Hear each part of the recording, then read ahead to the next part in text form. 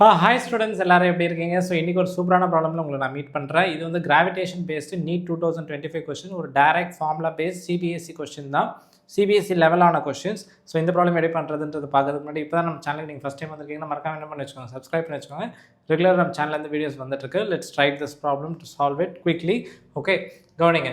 Body weights 48 newton on the surface of the earth. So earth சர்ஃபேஸில் 48 newton இருக்குது.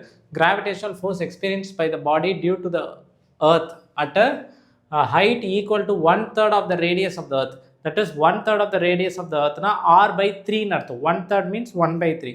r/3 from its surface. Surface la எவ்வளோ height அப்படின்னா r/3 அப்படின்றது கொடுத்துருக்கான்.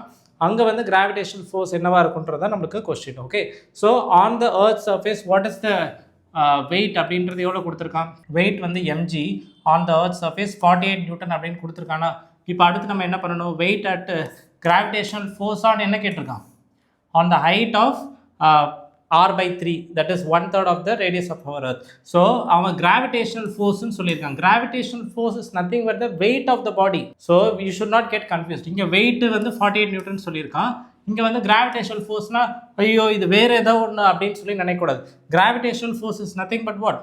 It's going to be the weight of the body. So gravitational force is nothing but what?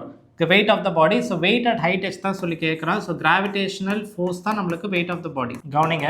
So weight of the body என்னது? Gravitational force m into g dash ன்னு சொல்லி கூப்பிடலாமா? g dash ஓட formula வந்து நம்மளுக்கு தெரியும், g by 1 plus h by r whole square. இப்போ முக்கியமான point வந்து இதுதான் நம்மளோட எர்த் சர்ஃபேஸ். அப்படின்னா இந்த ஹைட்டுன்றது எங்கேருந்து மெஷர் பண்ணால் எர்த் சர்ஃபேஸ்லேருந்து எவ்வளோ ஹைட்டில் வி ஆர் டாக்கிங் அபவுட் அப்படின்றத நம்ம ஹைட் வந்து சர்ஃபேஸ்லேருந்து தான் மெஷர் பண்ணணும். சர்ஃபேஸ் ஒரு எர்த்துலேருந்து தான் நம்ம மேலே மெஷர் பண்ணணும். ஸோ அப்படி பார்க்கும்போது இங்கே இருக்க h வந்து எவ்வளோ கொடுத்துருக்கான்?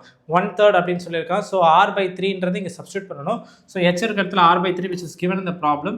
சப்ஸ்டியூட் பண்ணுங்கள். r கேன்சல் ஆகிடும். 1/3 + 1 ஹோல் ஸ்கொயர் பண்ணி எடுத்திங்கன்னா you will get 9/16 into mg. So mgன்ற வேல்யூ ஆல்ரெடி நம்மளுக்கு 48 நியூட்டன் சொல்லி தெரியும். ஸோ டேரெக்டாக சப்ஸ்டியூட் பண்ணுங்கள். ஸோ இந்த mg இருக்கிறதுல I'm going to substitute 48. Cancel பண்ணிங்கன்னா you get the answers what? 27 Newton.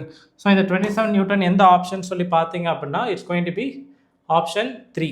Okay, so option 3 தான் இங்கே நம்மளுக்கு கரெக்ட். ஸோ இந்த ப்ராப்ளம் கண்டிப்பாக லேர்ன் பண்ணியிருப்பீங்க நம்புறேன். ஸோ நெக்ஸ்ட் வீடியோ மீட் பண்ணுறேன். And then bye from Nagarajan. Bye by.